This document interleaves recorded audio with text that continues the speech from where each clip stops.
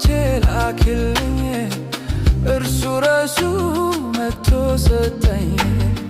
በሰው መጠቀም አላስፈለገው ኢየሱስ ነው ቤቴ የገባው።